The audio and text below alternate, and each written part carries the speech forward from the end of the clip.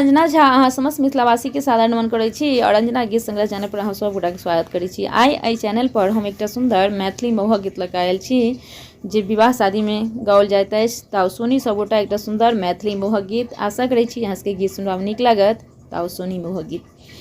मानु मानु मानु झाजी हमरो के बात या, मानु मानु मानु झाजी हमरो के बात या, को झगड़ा में विदा क देब, को झगड़ा में विदा क देब, घड़ी साइकिल साथ या, को झगड़ा में विदा क देब, घड़ी साइकिल साथ या, धान नहीं उपजल झाजी रबी के ने आसया, धान नहीं उपजल झाजी रबी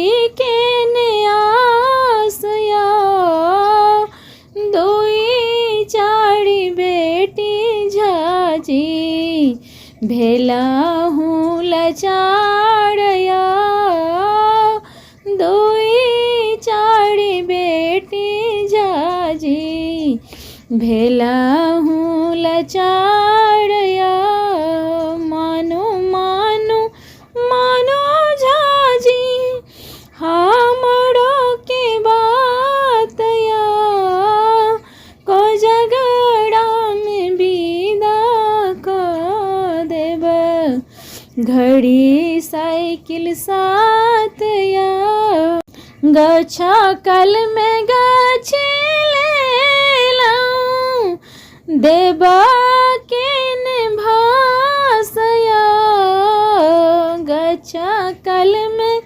गाछी लेलौं देबा के ने भासया, को झगड़े में विदा क देब, घड़ी साइकिल साथ या, को झगड़ा में विदा क देब, घड़ी साइकिल साथ या, मानो मानो मानो झाजी हमारो के बात या, को झगड़ा में विदा क देब, घड़ी साइकिल साथ या।